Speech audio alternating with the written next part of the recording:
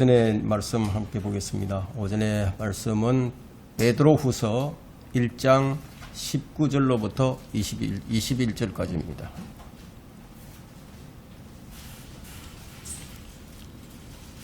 베드로후서 1장 19절로부터 21절까지 제가 받들어 읽겠습니다. 우리에게 더 확실한 예언의 말씀이 있으니 날이 새어 샛별이 너희 마음에 떠오르기까지 너희가 어두운 곳에서 빛나는 빛에 주의하듯 이 예언의 말씀에 주의하는 것이 잘하는 것이니라. 먼저 이것을 알지니 성경의 어떤 예언도 사사로운 해석에서 나온 것이 아니니 예언은 예전에 사람의 뜻에서 나온 것이 아니요 오직 하나님의 거룩한 사람들이 성령으로 감동을 받아 말한 것이니라. 오늘 이 설교 제목은 왜 구원의 교리가 다르고 왜 성경 해석이 제각각인가, 이런 제목으로 말씀을 전하도록 하겠습니다. 여러분이 생각하는 성경은 무엇입니까? 여러분이 생각하는 교회는 또 무엇입니까? 성경이 말하는 교회는 분명히 이런 교회라야 하는데 왜 오늘날의 교회는 이런 모습이죠? 성경이 말하는 교회와 오늘날의 교회, 그 간격이 너무 크죠? 참 이상하죠? 제가 이런 말씀을 드리는 건 왜 성경이, 왜 교회가 이렇게 되었는가를 말씀드리고자 하는 것이 아니라 왜 성경이어야만 하는지를 이제 말씀드리기 위해서 모든 것의 기준이 성경이어야 한다는 것을 이제 말씀드리는 겁니다. 성경은 인간을 재는 잣대죠. 인간의 검증이 필요하지 않습니다. 사람들은 성경을 검증하려고 덤벼들죠. 왜 이단 교리가 나오게 됐을까요? 왜 성경에 없는 것을 있는 것처럼 말을 하죠? 성경은 인간이 검증해야 할 책이 아닙니다. 자, 이런 일들은 주로 지식을 추구하는 학자들에 의해서 일어나게 되는데, 여러분이 인간의 우둔한 머리로 영적 세계의 일들, 더군다나 영원부터 있었던 일들을 검증할 수 있겠어요? 성경은 있는 그대로 보면 됩니다. 성경은 충분하다고 말씀합니다. 충분하게 주어진 말씀들에 뭘 더할 필요가 있겠어요? 그래서 성경은 어떻게 시작을 하느냐? 선언으로 시작을 합니다. 성경의 시작이 태초에 하나님께서 하늘과 땅을 창조하셨느니라. 선언이에요, 선언. 성경은 하나님과 인간과 또 세상과 그 안에 있는 만물, 그리고 인간의 운명과 또 세상의 운명에 관한 모든 기록을 다 담으셔서 우리 인생이 어떤 원리에 의해서 작동되어야 하는가를 기록으로 남겨주신 책이에요. 그래서 성경을 우리가 가까이 하지 않고서는 참 그리스도인이 될 수 없습니다. 제가 평생을 신앙생활을 하면서 정말 놀라는 것은요, 믿는 사람들이 이 성경에 대한 무지와 성경에 대한 태도에 대해서 제가 놀랍니다. 성경을 주신 것은 독수리처럼 비상하라고 주셨는데 비상하기는커녕 제대로 걷지도 못하고 있다는 그런 생각이 듭니다. 교회마다 이 젊은이들이 이제 함께 모였어요. 젊은이들 위주로 이 찬양 예배를 드리죠. 그런 예배 붐이 일고 있습니다. 교회마다 성경으로 돌아가야 한다는 그런 말을 주창하고 있죠. 그런데 참 이상한 일들이 이 교회라고 하는 데서 참 많이 일어납니다. 그럼 오늘날 교회가 어디로 가고 있는지, 청년들이 모여서 부흥을 노래하고 또 경배와 찬양으로 막 열방의 모임을 노래하면서 자기들끼리 좋아만 하고 기쁨의 시간을 가지면서도 이 복음을 전할 줄 모르는 것이 그게 정상일까요? 정상이 아닌 일들이 참 많이 일어납니다. 성경에 관한 얘기를 좀 하고자 합니다. 우리 한 1년 6개월 전에 있었던 일인가요? 우리가 보고 있는 한글 킹제임스 성경이 보존된 성경이라고 철석같이 믿고 있던 자들에게 제가 이 성경에 좀 번역상 오류가 좀 있다, 수정해서 좀 써자고 그렇게 얘기를 했더니 그건 있을 수 없는 일이다. 어떻게 성경을 뜯어 고치려고 하느냐 하면서 그냥 난리를 쳤죠. 난리를 치고 이제 교회를 이제 떠난 자들이 있습니다. 또 우리와 교제를 끊은 교회들도 있고요. 그래서 그들은 아주 영원히 이제 한글 킹제임스 성경을 고수할 줄 알았는데, 그런데 그들이 그토록 영감받고 보존된 성경이라고 그렇게 말하던 한글 킹제임스 성경을 버리고 새로 나온 표준 성경으로 이제 갈아탔다고 하는 그런 광고를 하는 모습을 보게 됩니다. 이제 그들이 이제 뭐라고 말을 하고 있죠? 표준 성경이 영감받은 성경이요, 하나님께서 보존해 주신 성경이라고. 그게 이제 번복해서 지금 말을 하고 있습니다. 그렇다면 최소한의 뭔가 해명은 있어야 되지 않겠어요? 작품이 나왔으니까 뭐 영어 킹제임스 성경을 놓고 비교할 필요가 있죠. 1994년 그 최초로 이제 한글 킹제임스 성경이 나왔죠. 그리고 6년 후에는 험정역이 나왔습니다. 뭐 이제 성경이 나온 지가 이제 한 30년이 이제 흘렀는데, 지금 한글로 번역된 성경이요, 한 대여섯 가지가 됩니다. 근데 올해 들어서 이제 2개의 번역본이 이제 나왔는데, 뭐 2월에는 근본적이 나왔고 4월에는 이제 표준역이 나왔습니다. 앞으로도 뭐 한 2-3개 정도의 번역본이 이제 더 나올 것이라는 그런 소식이 있는데요. 자, 이런 번역본들을 우리는 뭐 객관적으로 살펴볼 필요가 있죠.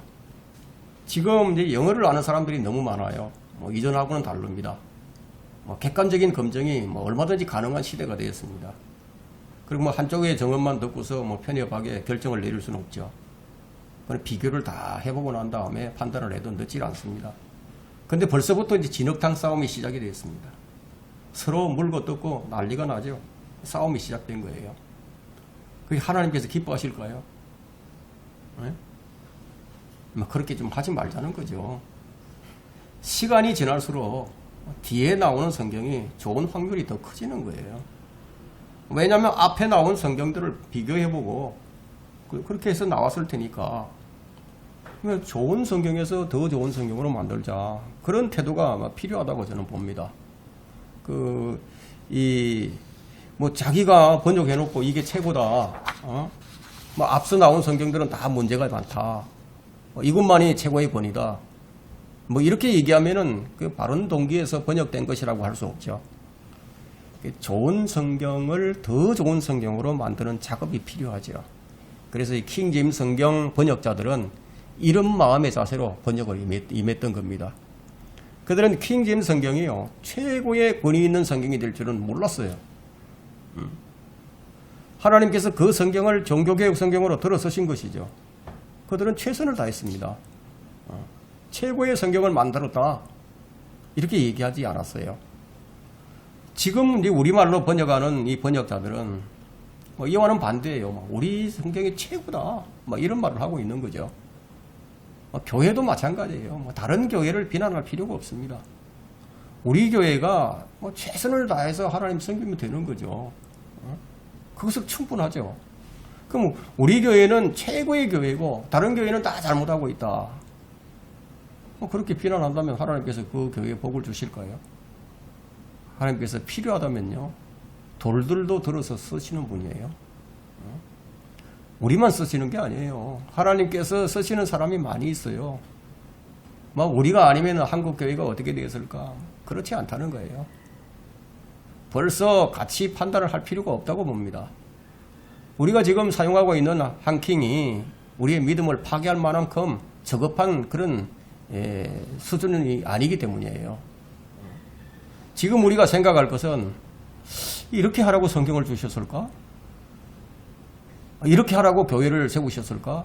그것부터 좀 생각을 해야 될 것 같습니다. 우리가 어떻게 해서 복음을 전하고, 어떻게 성경적으로 복음을 전하고, 어떻게 성경적으로 예배를 드리고, 우리가 어떻게 성경적으로 형제 사랑을 해야 하고, 우리가 어떻게 성경적으로 하나님을 섬겨야 하는지, 지금 하는 모든 것들이 정말로 이 성경적인지 숙고해 봐야 되지 않겠어요? 주님께서 우리의 마음을 보시고 기뻐하실 것인지를 생각을 좀 해봐야 되지 않겠어요? 주님이 오실 날이 가깝다고 그렇게 말을 하면서 정말 내가 성경적 믿음을 실행하고 있는 것인지, 지금이 우리의 문제점들을 좀 살펴봐야 할 그런 때라고 저는 생각을 합니다. 지금이 성령의 시대지만 마귀도 성령을 모방해서 역사를 합니다. 자, 우리가 올바로 주님을 섬기지 못하는 배후에는 언제나 이제 마귀가 있기 마련이에요. 그 마귀의 유혹은요, 항상 옳고 그름을 판단하라고 요구하는 것이 아니에요. 어떻게 어떻게 유혹하는지 아십니까? 이득과 손해 사이에서 판단하라고 요구를 합니다. 손해 득실을 따지라, 그것을 가지고 유혹한다. 많은 그리스도인이 마귀의 유혹을 받을 때 이익과 손해 사이에서 갈등을 하는 거예요. 근데 성령께서는 옳고 그름을 판단하라고 말씀하시는데, 육신과 세상은 무엇이 더 유익한지, 무엇이 더 이익인지 그것을 판단하라고 요구를 합니다. 그러나 그 이익이 선악간의 문제에 대치되는 일이라면요, 우리는 이익이 아니라 무엇을 따라야 되죠? 옳음을 따라야 한다. 옳음을 따라야 한다. 이때 판단의 기준이 뭐가 됩니까? 바로 성경이죠. 그래서 우리는 이 종교개혁 성경인 이 킹제임스 성경을 쓰는 교회입니다. 그럼 나에게 성경은 어떤 책인가? 첫 번째, 우리에게 더 확실한 예언의 말씀이 있으니 한 위험 있는 목격자의 정인이 있죠. 한번 19절 보세요. 베드로후서 1장 19절에 우리에게 더 확실한 예언의 말씀이 있으니 날이 새어, 잘 들으세요. 날이 새어 샛별이 떠오를 때까지 너희가 어두운 곳에서 빛나는 빛에 주의하듯이 이 예언의 말씀에 주의하는 것이 잘하는 것이라. 대단히 중요한 말씀을 전하는 구절이에요. 우리에게 더 확실한 예언의 말씀이 있다. 그럼 무엇보다도 더 확실하다는 거죠. 하늘에 계신 하나님께서 하늘에서 말씀하시는 것을 내가 들었다고 말하는 것보다도 더 확실하다는 거예요. 이 예언의 말씀이. 실제로 변화산에서 베드로와 요한과 야고보가 변화산에서 예수님께서 변화되는 모습을 보고 하늘에서 나는 그 음성을 들었던 베드로가 여기서 지금 한 얘기예요. 위험의 목격자였던 이 베드로가 이 예언의 말씀에 주의하는 것이 더 잘하는 것이라고 얘기를 하고 있습니다. 결핍하면 하나님의 음성을 들었다든지 아니면 하나님의 계시를 받았다든지 하나님께서 내 마음속에서 말씀을 해주셨다든지 그리고 허풍을 떠는 자들이 참 많은 세상이에요. 이런 자들은 신비주의 차원을 넘어서서 그야말로 정신착랑증에 걸려있는 그런 광신자이거나 아니면 더러운 영에 사로잡힌 자들에 의해서 자주 일어납니다. 어젯밤에 꿈에서 성령님께서 내게 이런 것들을 이제 보여주셨다든지 뭐 생각 없이 그냥 방언 기도하는 중에 주님께서 나타나셔서 내게 뭐 이런 말씀을 하셨다든지 뭐 이런 얘기를 우리가 자주 듣는 거죠. 이들에게서 발견되는 공통점이 뭐예요? 성경보다는 환각이나 환청을 더 선호한다는 것이죠. 성경을 더 선호해야 되는데 이런 사람들은 그런 환상과 환청에 사로잡혀야만 자기네들끼리 성령 충만을 했다고 성령 충만을 체험했다고 그렇게 믿는 자들이에요. 지금 베드로가 이런 자들에게 지금 이 말씀으로 경고를 합니다. 성경은 나에게 무엇이죠? 어둠을 밝히는 진리의 등불입니다. 그러므로 우리는 이 진리의 말씀을 등불로 어둠을 밝히고 있어야 됩니다. 언제까지? 밤이 지나고 샛별이 떠오르기까지 라고 지금 성경이 말씀하고 있습니다. 그런데 여기서 더 놀라운 사실이 뭐냐면 그 샛별이 어디에 떠오를 때까지죠? 너희 마음에 떠오를 때까지라고 얘기하고 있습니다. 너희 마음에. 샛별은 데이스타죠. 데이스타. 낮의 별이라는 거예요. 낮의 별. 그럼 태양이죠. 요한계시록 22장 16절에서는 이제 모닝스타라고 이제 얘기를 하고 있는데요. 아침의 별이라는 거예요. 성경에서 태양은 주 예수 그리스도를 가리킵니다. 그래서 샛별이 떠오르기까지라 뭐예요? 예수 그리스도가 나타나시기까지라는 뜻이 되는 거죠. 그런데 이 본문은 이 태양이 너희 마음속에 떠오르기까지. 너희 마음속에 떠오르기까지. 동쪽 하늘에서 떠오르는 것이 아니라 마음속에 떠오르신다는 예수님께서. 마음속에. 예수님께서는 요한계시록 22장 16절에서 나 예수는 빛나는 새벽별이라고 말씀하시죠. 나 예수는 빛나는 새벽별이다. 구원받은 우리는 빛의 자녀예요. 낮의 자녀이기 때문에 영적으로는 밤이나 어둠에 속하지 않아요. 그러니까 어떻게 일하는 거죠? 다른 사람들처럼, 그렇지 않은 사람들처럼 맨날 잠만 자지 말고 정신을 바짝 차려서 더 확실한 예언의 말씀을 등불로 삼아서 어두운 곳을 비추는 것이 더 잘하는 것이라는 얘기입니다. 여러분은 여러분의 신앙의 문제가 무엇이라고 생각을 하세요? 무엇으로 판단하고 점검을 하죠? 여러분은 성경을 어떻게 알죠? 오늘은 많은 사람들이 설교를 듣고 있지만 그런데도 영적 갈급함을 채우지 못하는 그 원인이 무엇 때문이죠? 그토록 많은 설교를 듣고 어떤 변화가 과연 삶 속에서 일어나고 있는 거죠? 근데 왜 설교들이 다 설교가 제각각이죠? 왜 구원의 교리가 왜 다 다르죠? 왜 성경 해석이 제각각이죠? 무엇이 문제예요? 그 문제점이 무엇인지 찾으려고 생각이나 해보았겠습니까? 성경은 사사로운 해석은 스스로 멸망에 이른다고 말씀하고 있습니다. 성경은 스스로 해석을 한다고 말씀하는데 누구로부터 검증을 받아야 할 그런 책이 아니에요. 세상을 시작하는 책이 뭐예요? 세상을 시작하는 출발점이 뭡니까? 세상을 움직이는 힘이 무엇입니까? 그 모든 것이 예수님으로부터 비롯되었다는 것이 바로 요한복음 1장에서 밝혀집니다. 태초에 말씀이 계셨고 그 말씀이 하나님과 함께 계셨으니 그 말씀은 하나님이셨느니라. 그 말씀이 태초에 하나님과 함께 계셨느니라. 만물이 그에 의하여 지음바 되었으며 이미 지음받은 것 가운데 그가 없이 지어진 것은 아무것도 없느니라. 그 요한이 지금 이것을 얘기했는데 요한이 여기서 이 말씀을 하면서 무엇을 우리에게 제시하고자 했을까요?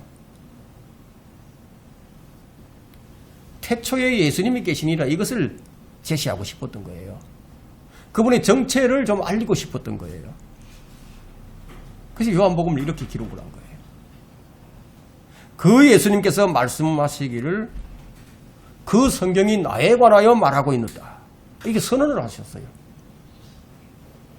지상의 모든 빛과 생명의 권원이 누구신지 성경은 예수 그리스도에 관한 책입니다. 그래서 우리는 성경 한 권으로만 충분하다고 믿는 사람들이에요. 성경은요, 학자의 변증도 필요치 않고요.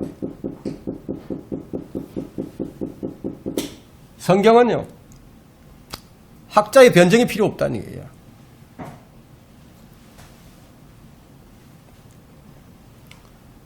또 성경은 과학의 실증이 필요치 않습니다. 인간의 검증이 필요치 않다는 거죠. 성경은 과학자들의 반론을 입증할 필요를 느끼지 않습니다. 세상의 시작이 6,000년이다. 그러면 성경이 그렇게 말하고 있다면 그게 정답이에요. 그 과학자들이 이 화석은 10억 년 전의 화석이다. 그렇게 말을 한다고 해서 성경을 거기에 맞출 필요는 없는 거죠. 하나님께서 완성품, 완제품을 만드신 것이지 뭔가 점진적으로 이루어가야 하는 그런 물질을 이렇게 만든 게 아니에요. 하나님께서 성인을 만드셨어요. 아기를 만들지 않았어요. 내 생각이 어떠하든 내가 성경을 어떻게 생각하고 판단하는 그건 아무런 상관이 없다는 거예요. 성경을 기록하신 하나님께서 성경을 어떻게 평가하고 계시는지 아십니까? 이사야 34장 16절에 보면 너희는 주의 책을 찾아 읽으라고 얘기합니다. 찾아서 읽으라 이거예요. 이것들 중엔 하나도 부족한 것이 없고 하나도 자기 짝이 없는 것이 없으리니 이는 바로 나의 입이 명령하였고 바로 그의 영이 그것을 모으셨습니다. 성경 우리가 66권을 누가 모아주셨습니까? 사람이 모으긴 했지만 그것을 여기서 성령께서 하나님의 영이 모으셨다고 얘기하는 거예요. 헬라어 표준 원문을 편수를 했습니다. 성구와 양피지에 기록된 것들, 돌판에 기록된 것들, 나무판에 기록된 것들, 파피루스에 기록된 것들, 수많은 그런 성구들을 모아가지고 그걸 편수를 했어요. 다 편수를 했다. 사람에 의해서 편수를 했습니다. 그런데 지금 여기서 뭐라고 얘기하죠? 그의 영이 그것들을 모으셨습니다. 자, 이렇게 해서 우리에게 주어진 66권의 책이 있습니다. 이 한 권의 책으로 충분하지 않습니까? 이 책을 찾아서 읽으라 이거예요. 명령이에요. 그래서 성경은 선언으로 시작을 하고요. 성경은 명령으로 주어진 책입니다. 말씀이 육신되어 오셨다. 말씀이 육신되어 오셨다. 그럼 예수님께서 3년 반의 사역을 마치시고 아주 짧은 기간에 하나님의 뜻을 다 이루셨어요. 이것에 대한 인간의 검증이 필요할까요? 무덤을 찾아가고 그 유적지를 찾아가지고 막 검증을 해야 되나요? 여러분, 인간의 이해를 필요로 하지 않아요. 그냥 믿으라 이거, 믿으라. 그러면 구원받는다는 거예요. 너희의 지혜로는 알지 못한다는 거예요. 그래서 주님께서 내가 떠나가면 내가 너희에게 성령을 보내줄 것이다. 왜? 너희의 지혜로는 하나님의 지혜를 깨닫지 못하니까. 그래서 성령께서 오시면 의에 대하여, 죄에 대하여, 의에 대하여, 심판에 대하여 세상을 책망하실 거라고. 말하자면 성령님이 오셔야만 너희들이 죄를 자각하게 된다는 거예요. 성령님이 오셔야만이 심판을 알게 된다는 거예요. 아, 정말이구나. 저게 정말이구나. 아, 지옥이 정말 실상으로 있는 거구나. 그리고 의가 무엇인지 내 의가 아니라 하나님의 의가 뭔지, 그리스도의 의가 뭔지 알게 하신다는 거예요. 이런 것에 대해서 인간의 검증이 필요한가요? 여러분이 만일 과학적으로 인간의 이성으로 이런 것들을 검증을 하고 이 모든 것들을 다 이해하고 믿으려면요, 여러분들은 그것을 이해하기 전에 어디가 있을까요? 지옥에 가 있을 겁니다. 그분이 이루신 사역, 그분이 하나님의 뜻을 온전히 이루신 십자가의 사역, 그 사역을 믿지 않는다면 우리는 그리스도인이 될 수 없는 사람들이에요. 나에게 성경은 어떤 책인가? 두 번째, 20절이죠. 먼저 이것을 알지니 성경의 어떤 예언도 사사로운 해석에서 나온 것이 아니니. 무슨 말씀이죠? 무엇을 먼저 알라고 강조를 하고 있죠? 먼저 이것을 알지니 성경의 어떤 예언도 사사로이 해석돼서는 안 된다는 거죠. 이것이 바로 무엇보다도 먼저 알아둘 일이라고 말을 합니다. 19절에 더 확실한 예언의 말씀이 있다고 말씀하시고, 그리고 16절에 우리 주 예수 그리스도의 오심을 말씀하시고, 이러한 성경의 어떤 예언도 제멋대로 해석해서는 안 된다는 거예요. 이것이야말로 모든 그리스도인이 먼저 명심해야 할 일이라는 거예요. 성경은 성경으로 해석해야 됩니다. 성경을 성경으로 해석할 때 도우시는 분이 있어요. 그분이 성경의 저자이신 하나님, 성령님이시다. 그래서 성경은 성령님께서만 해석을 해주신다. 그래서 저는 이 성경에 없는 건 얘기하지 않아요. 제 생각으로 성경을 해석하지 않습니다. 저는 성경을 해석할 능력이 없어요.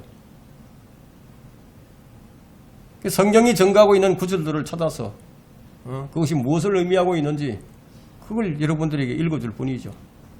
그럼 성경의 어떤 구절이 어떤 한 구절이 다른 구절과 어떻게 부합되고 저 구절과는 또 어떻게 상치되는가, 이런 것들을 성경 전체를 통해서 성령님께서 가르쳐 주시기를 우리 의뢰하는 거예요. 누군가가 뭐 어떤 구절에 대해서 물어볼 때요, 뭐 이해를 돕기 위해서 또 다른 구절의 관련성 여부를 확인해 보도록 그렇게 권면을 할 수 있죠. 성경은 성령님께서만 가르칠 수 있는 책이다. 자, 우리는 이제 성경교사라고 하는 자들이 사사로이 성경을 해석하고 막 덤벼드는 것을 봅니다. 성경의 예언을 사람마다 다 다르게 해석을 해버리면 그러면 어떤 결과를 초래하게 될까요? 그래서 오늘 이 설교 제목을 제가 왜 구원의 교리가 다르고 왜 성경 해석이 제각각인가 이렇게 제목을 붙인 이유입니다. 한 가지 예를 놓고 이 사람은 이렇게 풀고 저 사람은 저렇게 푼다면 그럼 진리는 여지없이 실종되어 버리겠죠. 오직 성령의 해석만이 유일한 진리고 성령의 해석만이 진리를 보존할 수 있는 유일한 길입니다. 왜 성령님을 보내주셨는지를 한번 생각해 보세요. 왜 성령님을 보내주셨을까? 생명이신 그리스도의 말씀이 이제 들어오게 되면은, 즉 성령께서 내 안에 들어오시게 되면은 비로소 성경에 대한 마음이 열리는 거예요. 마음이 열립니다. 마음의 문이 열리는 거예요. 그래서 내가 성경을 믿어야지 하고 믿는 게 아니라 그냥 성경 말씀이 그냥 하나님의 말씀으로 그냥 믿어진다. 아무런 의심이 없어요. 진리의 영이신 성령께서 들어오시니까, 들어오셨으니까 아무런 의심이 없다. 문제는 불신자들의 문제가 아니에요. 그토록 성경을 끼고 살고 성경을 읽고 성경으로 산다고 하는데, 그런데 왜 성경적으로 살지 못하는가? 그러면서도 자신은 성경적으로 살고 있다고 착각을 하고 산다는 그 자체가 지금 문제라는 거예요. 왜 성령님을 보내셨는가? 왜 성령이어야만 하는가? 성령님은 우리 스승이에요. 여러분 요한복음 14장 26절 보세요.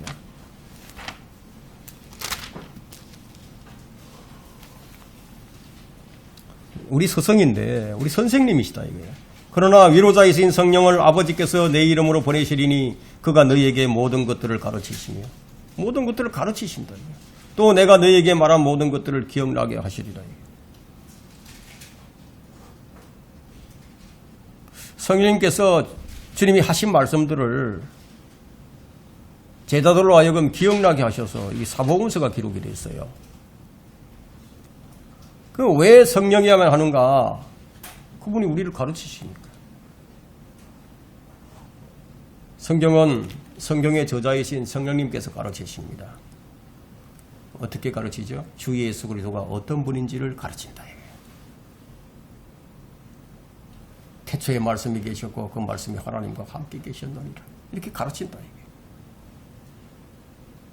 저는 이제 소위 이제 모태신앙이지만 36살에 구원받았습니다.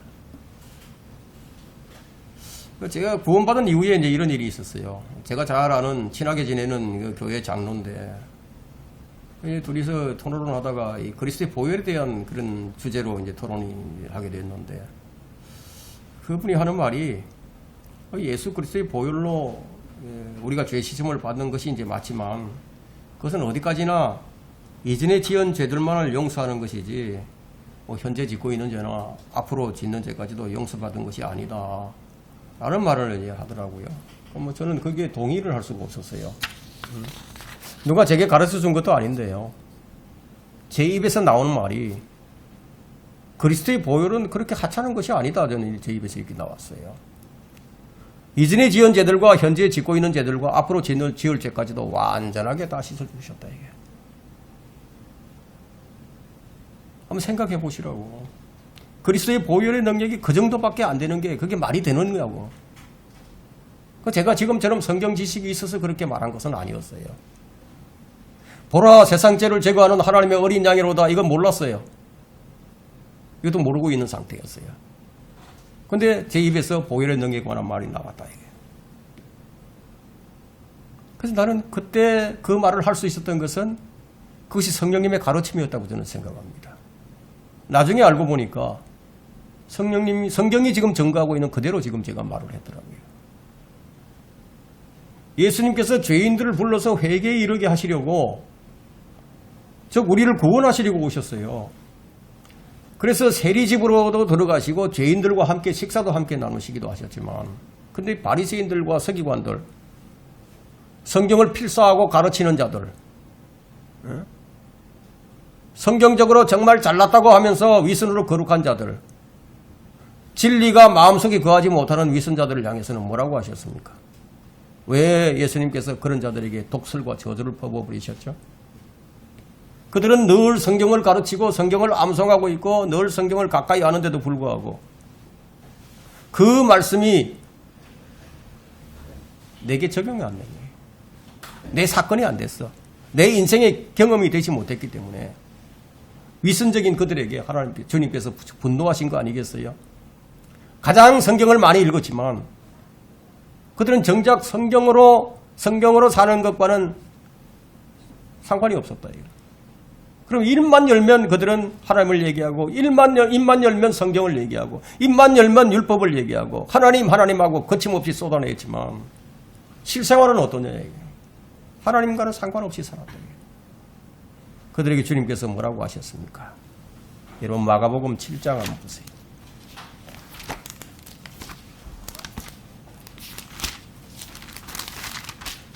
마가복음 7장 6절 한번 보세요. 6절 7절 읽습니다. 주께서 그들에게 대답하여 말씀하시기를 너희 위선자들에 관하여 이사야가 잘 예언하였도다. 기록된 바와 같으니 이 백성이 입술로는 나를 공경하여도 그들의 마음은 내게서 멀도다. 그러면서도 사람들의 계명들을 교리들로 가르치니 그들이 나를 헛되이 경배하는도다. 헛되이 경배하는 자들이에요. 헛되이 경배한다. 몸은 가까이 있는데요. 마음이 아니에요. 마음이 아니야. 늘 그들은 성전에서 살았지만요. 정작 그들의 삶은 하나님께서 원하시는 그런 삶과는 전혀 다른 길을 걸어갔기 때문에 그 책망하신 것이 아니겠어요? 그렇다면 지금은 어떨까요? 열심히 교회 다니고 성경을 읽고 성경 공부도 하지만 정작 그 여러분의 삶은 하나님이 원하시는 삶을 살고 있는가 하는 것이죠. 우리는 성경이 어떤 것인가 하는 것을 우리의 삶으로 보여줘야 할 책임이 있는 자들이에요. 왜냐하면 우리는 그리스도의 서신이니까요. 따라서 우리가 그리스도로 살지 않으면요. 그리스도의 말씀이 우리 안에 능력이 되게 하지 않는다면 그리스도의 말씀이 내 안에서 살아서 움직이는 생명력으로 나타나지 않는다면 우리가 믿지 않는 가족들에게나 또 주변에 있는 불신자들에게 어떻게 우리가 그리스도의 편지로서 읽혀질 수가 있겠습니까? 물론 이 성경 그 자체가 가장 중요한 것이지만 성경을 보급하는 그 자체도 참 중요한 것이지만 그게 다가 아니라는 거예요. 교회사 기간에 성경을 가질 수 없는 그런 환경 속에서도 쪽복음 하나만 가지고도 아니 성구 몇 개만 가지고도요. 그들이 오히려 지금보다 우리의 지금의 우리보다 더 큰 믿음으로 살지 않았습니까? 문제가 뭔가 하는 거예요. 좋은 걸 가지고도 사용할 줄 모르면 무슨 소용이 있겠느냐는 거죠. 성경대로 살지 않는데 제가 47에 신학을 하고 시작을 하고 지금 10년째 이제 지금 사역을 하고 있지만 제가 본 사람들 가운데 아직 성경대로 믿는 사람 못 봤어요. 본 적이 없습니다. 바른 성경을 외치고 바른 실행을 외치지만 열심히 성경을 공부도 열심히 하는 사람들이 많았지만 정말 저 사람은 참 그리스도인이다. 정말 저 사람은 그리스도의 향기를 내는 그리스도의 서신이 맞구나 라고 할 수 있는 사람을 본 적이 없어요.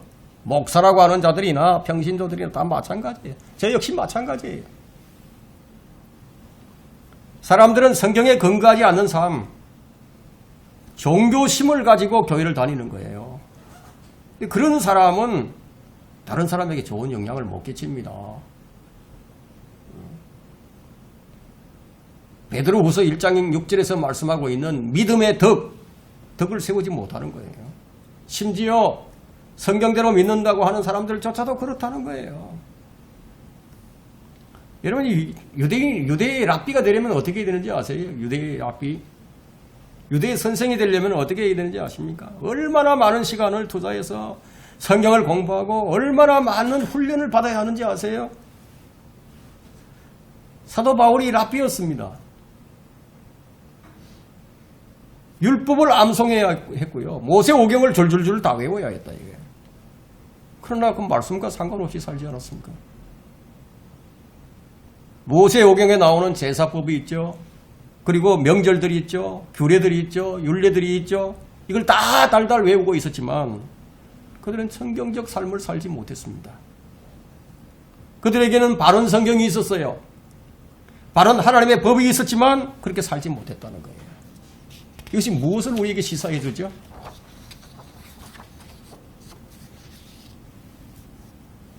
시사하는 바가 많죠. 나에게 성경은 무엇인가? 21절에 예언은 예전에 사람의 뜻에서 나온 것이 아니요 오직 하나님의 거룩한 사람들이 성령으로 감동을 받아 말한 것이니라. 성경은 예언의 말씀을 기록한 책입니다. 사람들이 기록을 했지만 사람의 뜻에서 나온 것이 아니라는 거예요. 보세요. 우리는 처음에 태어날 때 사람의 뜻에 의해서 태어났지만 우리는 다시 한번 태어났는데 사람의 뜻에 의해서 태어난 게 아니에요. 하나님에 의해서 우리는 태어났습니다.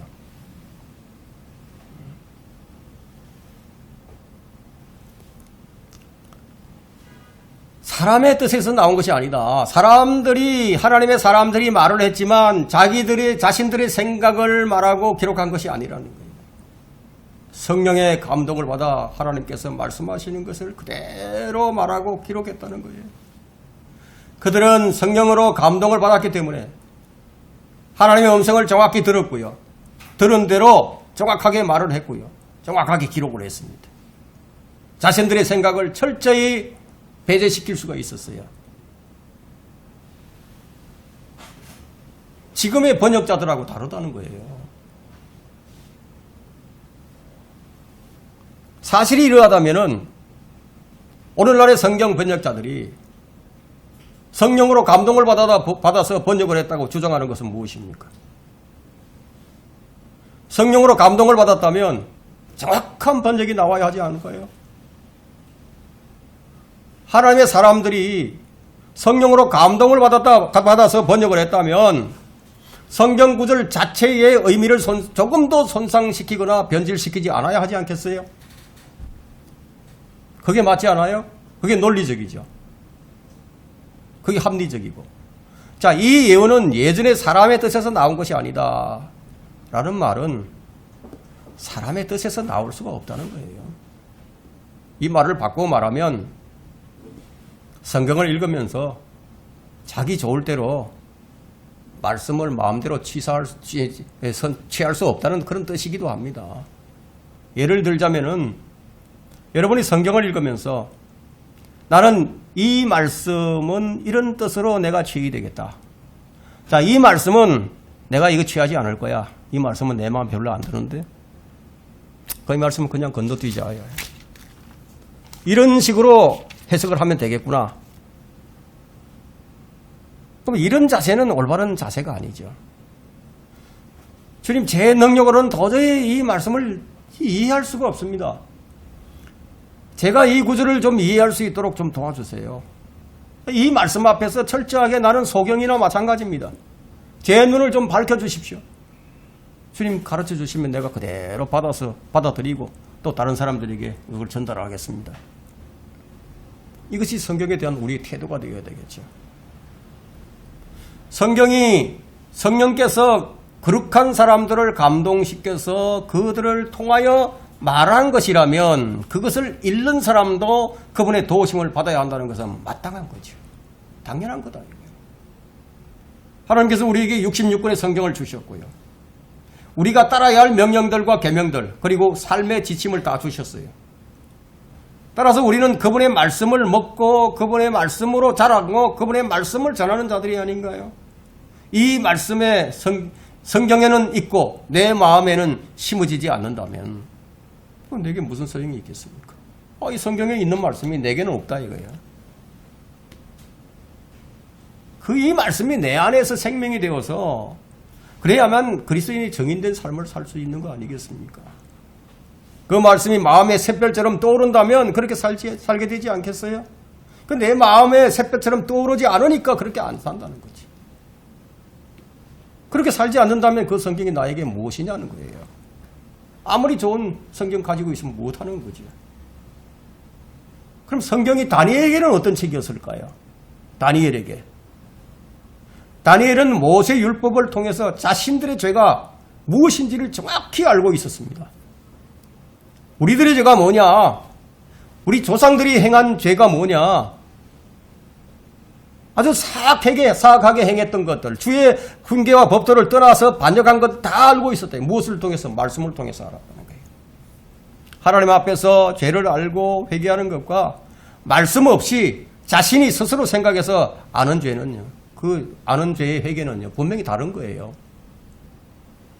성도들이 회개할 때 그 회개가 참된 회개가 되지 못하는 것은 그 말씀의 빛 앞에서 하나님이 보시는 대로 죄를 보는 것이 아니라 그냥 자기 생각이나 자기 판단을 가지고 자기 죄를 보고 있기 때문에 정확한 판단이 안 된다는 거예요. 그러니까 죄에 대한 기준이요, 성경적 기준이 되지 못하면 역시 성경적이지 못한 거예요. 한 죄인이 자신이 죄인임을 알아요. 그러나 성령께서 깨우쳐 주시는 죄인은 그것과는 다르다는 거예요. 일반적인 죄인 이 정도 생각하면 해서는 안 된다는 거예요. 다니엘은 성경을 연구하면서 하나님 앞에서 자신들이 행한 범죄를 모두 다 깨달아 알고 있었어요. 말씀의 빛이 들어오니까 이전에 죄인 줄 몰랐던 것까지 이제 환하게 다 이제 알게 된 거예요. 그리고 자백과 회개의 필요성을 철검을 하고 무릎을 꿇게 되는 거죠. 무엇을 통해서 알게 돼요? 성경을 통해서. 다니엘은 책들을 통해서 이스라엘의 죄들과 하나님께서 정해놓으신 계획들을 다 알고 있었던 거예요. 이스라엘이 범한 가장 큰 죄는 주의 종 선지자들이 주의 이름으로 말한 것에 귀를 기울이지 않았던 겁니다. 그것이 가장 큰 죄였어요. 하나님의 말씀에 귀를 기울이지 않는 것은 그건 무엇과 같으냐? 우상 숭배와 마술하는 것과 똑같습니다. 말씀에 귀를 기울이지 않는다는 것은 주의 말씀을 아예 안 듣는 것만을 말하지 않아요. 주의 말씀을 듣고도 말씀대로 하지 않는 것을 의미하고 있습니다. 오늘날 가장 큰 문제는 바로 이것이에요. 주의 말씀을 다 들어요. 아주 열심히 듣습니다. 그런데 말씀과는 다르게 살아갑니다. 주의 말씀이 내 삶의 등불이 되지 못했습니다. 더 큰 문제는 오늘날 미혹의 영에 의한 것을 성령에 의한 것으로 인식하고 믿고 있다는 것이 가장 안타까운 일입니다. 그렇다면 영적 분별력이 얼마나 중요한가를 여러분들이 아실 거예요. 예를 들면 이런 거예요. 교회가 잘못 가고 있다는 거예요. 그러니까 목사가 성경대로 하지 않아요. 목사가 부정하고 부패하고 타락한 줄을 알지만 다른 대안이 없다. 그렇게 생각하고 그냥 주저앉아서 예배를 드린다. 그럼 그 예배를 하나님께서 받아주실까요? 이게 상식이죠. 안 받아주신다 이게. 나답과 아비후를 한번 생각해 보세요. 엘리 제사장의 두 아들을 한번 보세요. 그들 제사장이었어요. 그들의 잘못된 예배를 받으실까요? 그러한 마음을 가지고 그들과 함께 예배를 드려봐야 헛짓을 할 뿐이라는 거예요. 성경은 그들에게 분명하게 말씀하죠. 떠나라, 돌아서라, 빠져나오라. 명령이다. 다른 예를 든다면 지금껏 잘 다니던 교회였는데, 열심히 잘 다녔는데 다른 누군가가 교회를 문을 연다고 하자 지금껏 잘 다니던 교회를 딱 차고 인사도 없이 한마디도 만도 없이 그냥 옮겨버렸다면, 그럼 지금껏 자기가 다녔던 교회가 무슨 교회였을까요? 지금껏 자기가 헌금하고 예배하던 교회가 정상이 아니었다는 얘기가 아니고 무엇이겠습니까? 그 다음 친구들이 지금껏 어쩔 수 없이 갈 데가 없어서 할 수 없이 그냥 다니던 교회에서 예배를 드리고 했는데 그 예배를 하나님께서 받으셨겠습니까? 그들이 왜 떠났습니까? 자기들이 다니던 교회가 아니었으니까 떠나죠. 그럼 지금껏 그들은 교회가 아닌 곳을 그냥 다녔던 셈이 되는 거죠.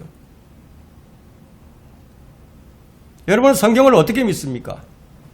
하나님 말씀이라고 믿죠? 이렇게만 생각한다면 잘못 믿는 거예요.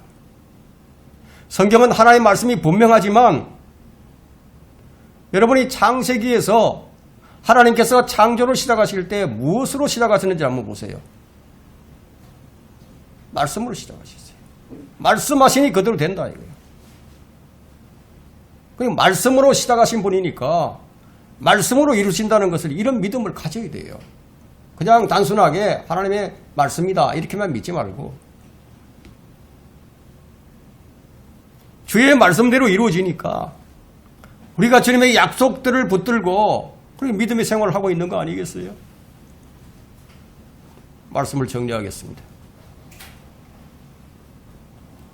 우리는 말씀이 우리를 이끌어가는 삶을 살아야 됩니다.